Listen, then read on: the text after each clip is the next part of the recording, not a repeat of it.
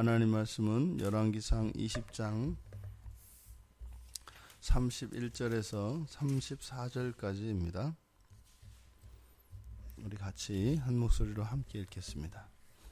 그의 신하들이 그에게 말하되 우리가 들은즉 이스라엘 집의 왕들은 인자한 왕이라 하니 만일 우리가 굵은 배로 허리를 동이고 테두리를 머리에 쓰고 이스라엘의 왕에게로 나아가면 그가 혹시 왕의 생명을 살리리이다 하고 그들이 굵은 배로 허리를 동이고 테두리를 머리에 쓰고 이스라엘의 왕에게 이르러 이르되 왕의 종 벤하닷이 청하기를 내 생명을 살려주옵소서 하더이다. 아합이 이르되 그가 아직도 살아있느냐? 그는 내 형제이니라. 그 사람들이 좋은 징조로 여기고 그 말을 얼른 받아 대답하여 이르되 벤하닷은 왕의 형제니이다. 왕이 이르되 너희는 가서 그를 인도하여 오라. 벤하닷이 이에 왕에게 나오니 왕이 그를 병거에 올린지라. 벤하닷이 왕께 아뢰되 내 아버지께서 당신의 아버지에게서 빼앗은 모든 성읍을 내가 돌려보내리이다. 또 내 아버지께서 사마리아에서 만든 것 같이 당신도 다메섹에서 당신을 위하여 거리를 만드소서.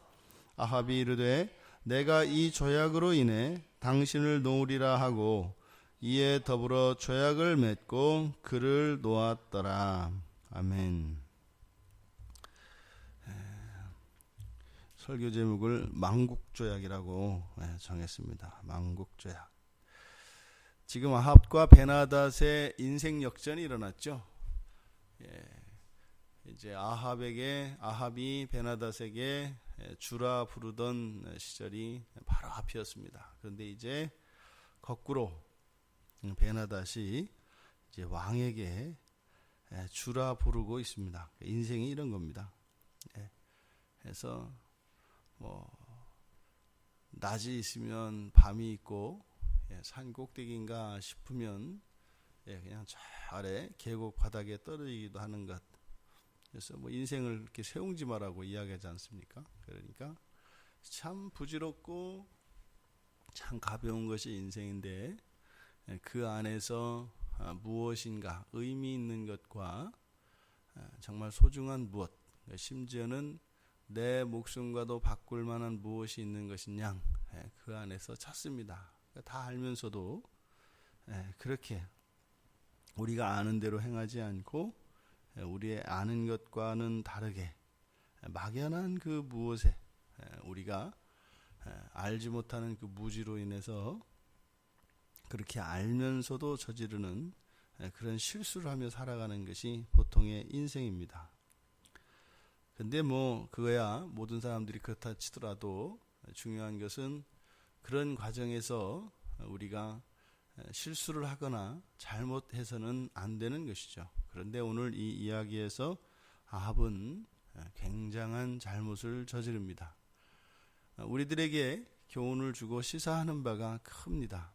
우리가 언제나 잊지 말아야 할 그것, 우리들은 신앙입니다. 신앙. 어떠한 상황과 어떠한 경우에도 우리가 우리 마음대로 자의적으로 독단적으로 할 수 없는 것이 신앙의 기준입니다. 이 신앙의 기준은 우리의 상태와 우리 환경의 변화와 상관없이 우리는 절대적으로 복종해야 되는 것이 이 신앙의 기준들입니다. 그것을 잊고서는 큰 낭패를 당하게 됩니다. 지금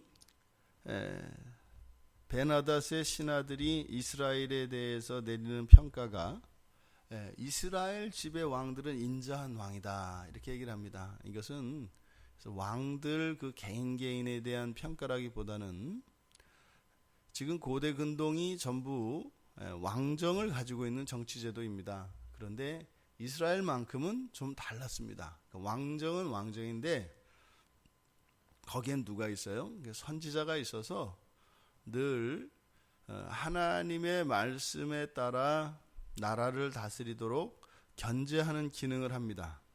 그래서 여러분들이 신약에서 왕 같은 제사장이라 그래서 어제 우리가 계시록에서도 살펴보았던 것처럼 왕으로, 제사장으로 예수 그리스도께서 우리를 구속하셔서 그렇게 세우셨죠.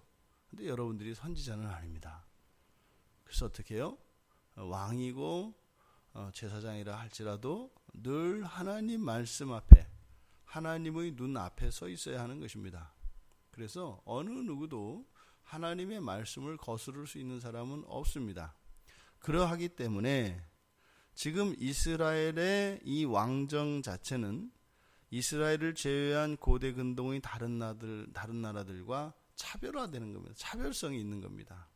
그러니까 좀 덜 전제적이고 덜 포악한 이런 모습이 이스라엘에게 있는 겁니다.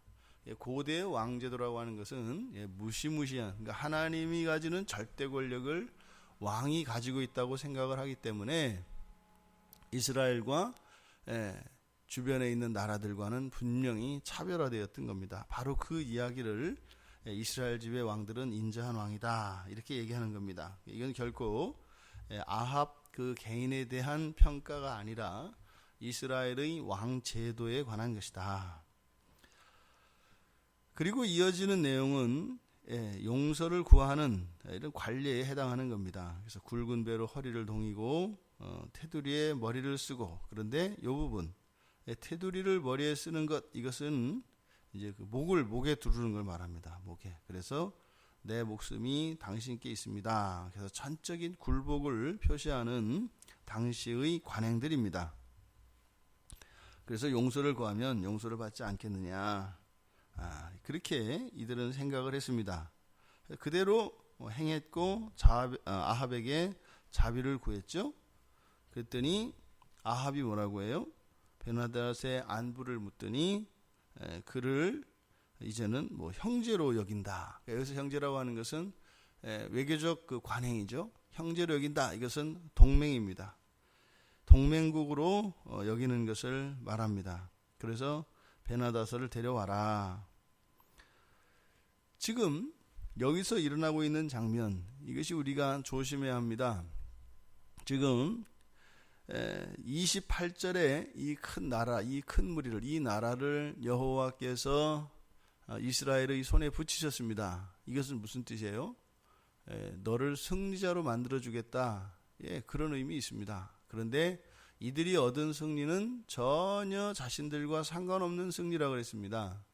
그러니까 이 승리는 사실은 승리를 위한 승리가 아니라 베나닷의 잘못으로 인해서 하나님께서 그 베나닷과 이 아람 군대를 심판하시기 위하여 그 결과로 승리가 되어지는 것이죠. 그래서 여기서는 승리의 목적이 아니라 무엇이에요? 여호와 하나님을, 그 이름을 모독한 그 죄에 대한 심판입니다.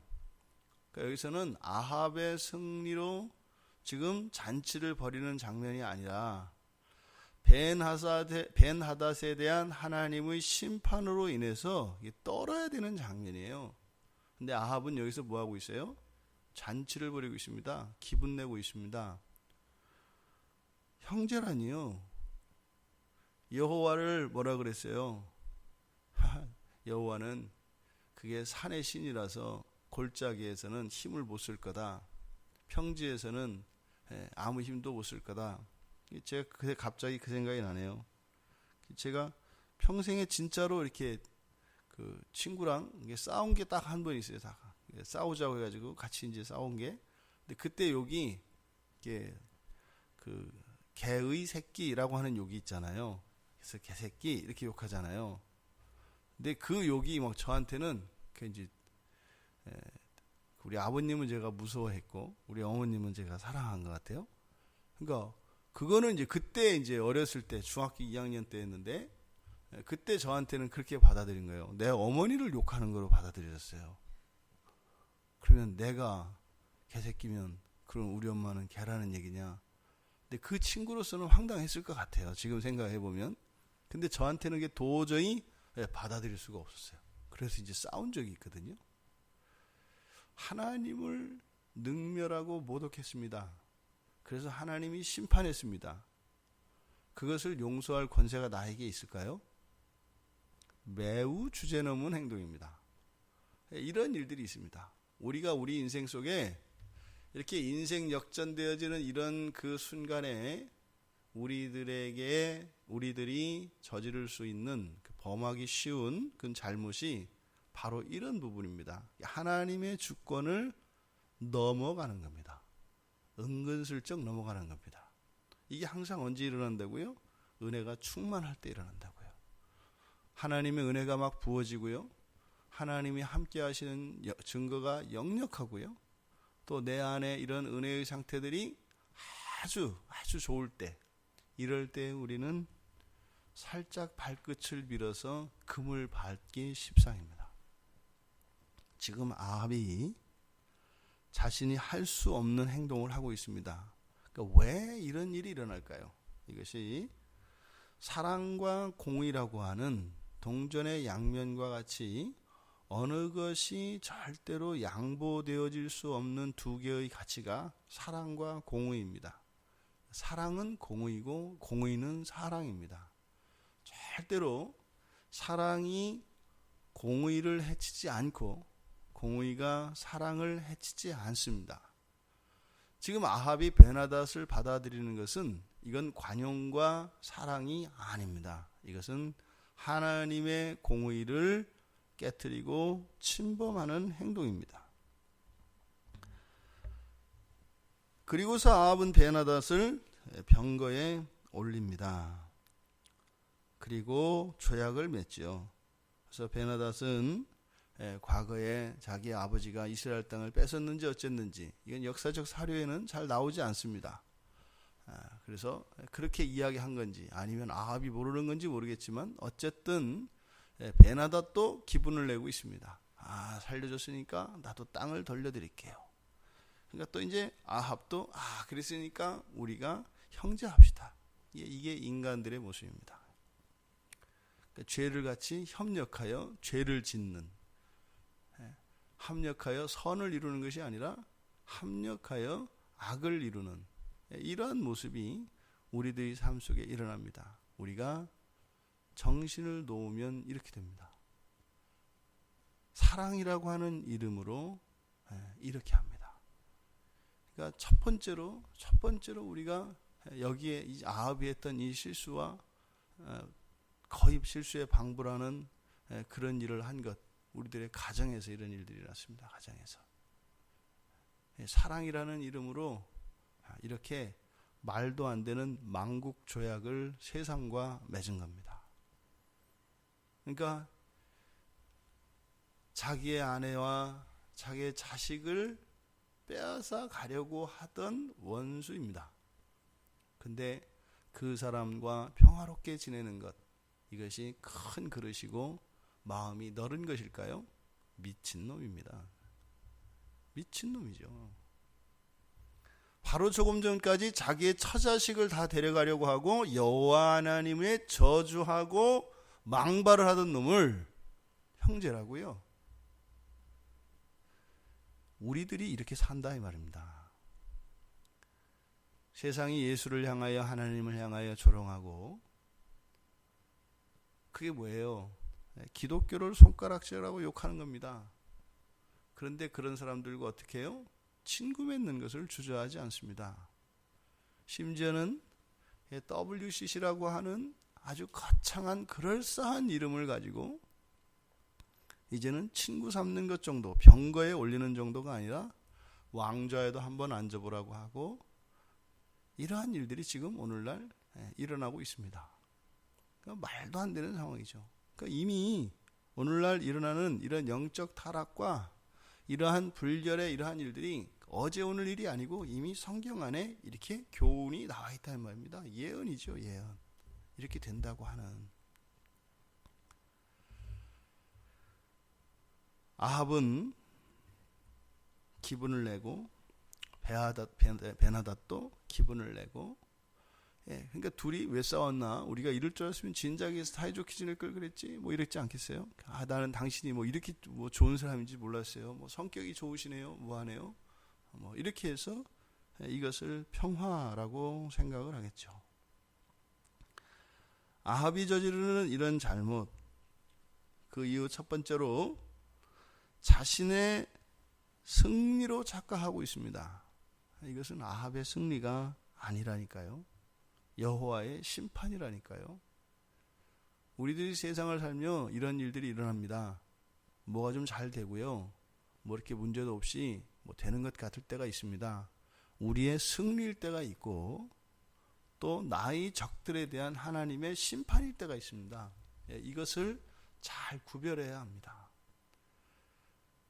이 원수들에 대한 심판으로 그 부수적인 효과가 나에게 영향을 미쳤을 때 그것을 나의 승리로 착각하게 되면 아합이 저지른 이러한 실수를 범하게 됩니다. 자신이 하나님 노릇을 하려고 한다, 이 말입니다. 아합은 마땅히 그 승리를 여호와께 돌리고 여호와의 뜻을 구했어야 합니다. 전혀 성경에서는 하나님과 전혀 하나님을 투명신 취급하고 있습니다. 투명신. 전쟁을 승리로 이끈 것도 하나님이고 또 그 적들을 패퇴시킨 것도 하나님이시고 또 자기가 간도 쓸개도 다 빼놓고 내 주라 부르던 자를 그 발 앞에 무릎 꿇혀서 자신을 주라 부르게끔 하나님이 이러한 복수의 기회를 주었는데도 불구하고 지금 그는 그것이 하나님의 뜻인지 또 하나님과 전혀 상관이라도 있는지조차 생각하지 않고 있는 아합을 보게 됩니다. 얼마나 영적으로 어두워졌는가를 보여주고 있습니다. 왜 이런 일이 일어났을까요? 상상할 수 없습니다. 보셨잖아요. 이 아합의 지금 이세벨과 아합이 다스렸던 이스라엘의 제사장 그 선지자들만 850명입니다. 그러면 굉장히 종교적인 나라예요. 이 나라가 어쨌든 우상을 섬겼지만 종교적인 나라라고요. 이 정도 큰 일이 있으면 어떻게 되는 거예요? 분명히 종교 행사가 일어나는 겁니다. 그러니까 그 우상을 섬기고 그렇게 수많은 제사장들을 두어서 이렇게 했습니다만 다 뭐 한 거예요? 진정한 의미에서 신을 섬긴 것이 아니라 신을 고용한 거였던 거죠. 자신이 진짜 왕신이었고요. 나머지 사실은 이런 우상들은 그냥 자신이 부리는 백성들보다는 조금 나은 존재, 뭐 이렇게 여겼던 겁니다. 그러니까 신을 좌지우지하죠. 그러니까 지금 이 장면에서 전혀 이렇게 하나님, 심지어는 우상조차도 나타나지 않고 있는 이 모습, 철저한 불신앙의 모습입니다. 그러니까요, 우상 숭배의 결과는 무신론으로 갑니다. 우상 숭배는 어쨌든 이렇게 신을 섬기는 거니까 뭐 낫지 않나, 결국에는 무신론으로 갑니다. 우상들은 그렇게 되게 돼 있어요. 그러니까 그 무신론의 끝은 뭐가 있어요? 나의 실존밖에 없습니다. 그러니까 우상 숭배를 하나님이 그렇게 싫어하시고 경계하시는 것은 무신론으로 결과되기 때문입니다. 자신은 그렇게 변질되는 것을 모릅니다. 두 번째로 이 아합의 잘못의 원인이 되는 것은 감언 이설에 속아 넘어간 겁니다. 어리석음이지요. 그리고 영적인 분별력을 잃은 것이죠. 감언 이설에 속아서 적과 동지를, 즉 형제와 원수를 전혀 분간하지 못하고 있습니다. 일시적인 친절과 호의를 베푸는 이런 것은 친구냐 적이냐를 가늠하는 그런 기준이 될 수가 없습니다. 오히려 적들이 자신들의 이익을 위하여 나에게 호의를 베풀고 친절을 베푸는 것이 이 세상의 인심입니다. 우리의 기준은 무엇이라고요? 신앙이라고요. 바른 신앙의 기준을 따라 나아가는 이야기를 하고 그것을 권면하는 사람들이 친구고 형제입니다. 바른 신앙에서 벗어나 세상적이고 인간적인 것들을 추구하도록 하는 것, 이것은 원수입니다. 우리가 서로를 기쁘게 하되 선을 세우고 덕을 세우기 위한 것이어야 한다라고 주일에 말씀드렸지 않습니까? 좋게 지내는 것, 서로에게 친절을 베풀고 호의를 베푸는 것, 이것이 사랑이 아닙니다. 우리의 절대적인 그 기준이 있습니다. 우리가 자녀들을 키울 때 무조건 자녀들이 원하는 대로 하는 것이 사랑일까요? 절대 그렇지 않습니다. 자녀들의 미래를 위하여 사람의 도리가 무엇이고 자식의 도리는 무엇이고, 장차 이 아이들이 자라서 어른이 되어 엄마가 되고 아빠가 되고 남편이 되고 부인이 될 텐데, 그 본분과 도리는 무엇이고 책임과 의무는 무엇인지를 가르쳐주고, 그것에 방해가 되어지는 요소들에 대해서는 잘못된 것임을 매질을 해서라도 가르쳐야 되는 겁니다. 그게 사랑입니다. 그래서 사랑이 아프지요. 그냥 이해해주고 받아주고 그냥 기다려주고 이렇게 하면, 그렇게 하고 싶은데 그렇게 할 수 없으니까 우는 겁니다. 그런 게 사랑이지, 그저 좋기만 한 것, 그런 것이 사랑이 아니다 이 말입니다. 지금 아합은 분별력을 완전히 잃었습니다. 그래서 죽여 마땅한 베나닷을 형제라고 부르고 있습니다. 이미 하나님께서 28절에서 그 나라를 진멸하기 위해서 그의 손에 넘겨주었습니다. 그런데 그렇게 하지 않고 있습니다. 이것이 과거에 이미 사울 때도 그랬었죠. 사울에게 하나님이 블레셋을 넘겨주셨을 때 전부 진멸하라 했을 때 그러지 않습니까? 하나님 드릴 거 챙겨야지, 이렇게 해서 좋은 거를 챙기지 않습니까? 그러면서 스스로 막 흡족해하는 거예요. 나는 정말 착하지 않냐? 하나님 드리려고 이렇게 좋은 것들을 내가 갖지 않고 막 챙겼어. 거기가 이제 사단이 틈타기 시작하는 거죠. 지금 아합이 똑같은 잘못을 저지르고 있습니다. 아합은 자비로운 것이 아닙니다. 교만하고 어리석은 것이며, 이 불신앙이 아주 뿌리 깊이 박혀 있는 사람인 것을 보게 됩니다. 죄에 대해서는 단호함이 있어야 합니다. 죄는요, 일절의 자비도 매우 위험하고, 그리고 어리석은 것이며 불신앙의 자세라는 것을 기억해야 합니다. 그렇게 해도 무너지는 것이 우리인데요.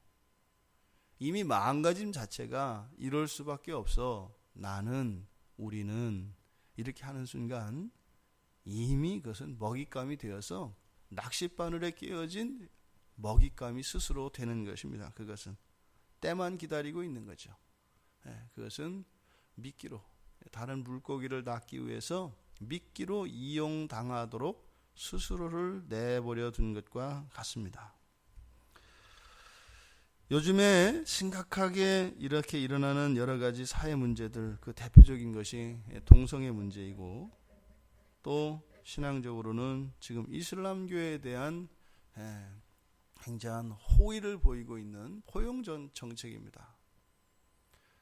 정치를 지금 논하려고 하는 것이 아니라 지금은 아주 이슬람을 이 나라에 아주 널리 보급하도록 지금 이 나라를 다스리는 권세 있는 분들이 아주 작정을 하고 나섰습니다. 새로 이슬람만을 위한 도시를 건설하려고 하지 않는가.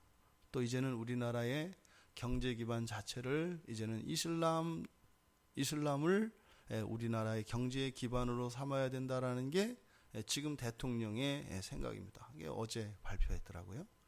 이슬람을 그러니까 우리의 적이 아니라 친구로. 그래서 이 경제의 난국을 타개할 수 있는 유일한 대안이 이슬람 사람들, 이 무슬림들의 시장이다. 자기들이 한 짓을 빠르면 10년, 멀면 20년 안에 보게 될 것입니다. 그들이 어떤 짓을 했는지, 이 땅의 딸들을 팔아먹고 이 땅의 딸들을 백주 대낮 노상에서 죽임을 당하는 일들이 일어나게 되어 있습니다. 이슬람이 들어가면 반드시 일어나는 겁니다. 자신들이 한 짓이 무엇인지 모릅니다. 여러분, 이러한 것들의 시작은 죄에 대한 관용에서 나오는 겁니다. 죄에 대한 관용. 우리 안에 있는 죄에 대해서 용납하지 맙시다. 우리가 죄 짓지 말자는 게 아닙니다. 우리의 존재론적인 한계로 인해서 또 그럴지라도 용납하지 말자는 겁니다. 그것 때문에 아파하고 그것을 인정하고 회개할 수 있기를 바랍니다. 우리들 가정 안에서 이런 죄를 관용하지 맙시다. 하나님 말씀에 어긋나는 것, 이것에 대해서 이것은 아니지라고 하는 인정을 합시다. 그리고 하나님의 은혜를 구합시다. 그것만이 이 한국 교회와 한국 사회에 살 길이고 나아갈 길입니다. 오늘 하루 우리의 삶 속에서 그동안 타협하고 관용하였던 죄의 요소들은 무엇인지, 나 자신의 내면과 나의 생활에서, 또한 우리 가정 안에서, 또 우리 교회 안에서 그러한 것이 무엇이었는지 찾고 발견하며 하나님께 용서를 구하고 돌이키며 회복될 수 있는 그런 은혜들이 부어지는 이 하루가 되기를 주님의 이름으로 축원합니다. 하나님 아버지, 하나님께서 행하신 심판을 자신의 승리로 여기고 있는 이 어리석은 아합, 하나님의 이름을 더럽히고 하나님의 이름을 모욕한 왕을 형제로 삼는 이러한 일들이 저희들의 삶 속에서도 일어나고 있는 것은 아닌지 다시 한번 돌아볼 수 있는 기회를 주시기 원합니다. 하나님의 사랑과 공의를 분별하지 못하고 이토록 어리석은 길로 들어서지 않도록 늘 깨어있게 하여 주시고, 하나님의 말씀이 저희들의 길에 빛이 되고 저희들의 발에 등불이 되어 방향을 잃지 않고 길을 벗어나지 않고 참된 신앙 안에서 순결을 지키며 살아갈 수 있도록 은혜를 내려 주시옵소서. 죄에 대하여 단호하게 하시고, 또한 하나님께서 사랑하라 하신 그 사랑의 명령을 또한 지체들과 이웃들에게 행하되 죄에 대해서는 단호하여 그것과 타협하지 않는 저희들이 될 수 있도록 은혜를 내려 주시옵소서. 예수님의 이름으로 기도드리옵나이다.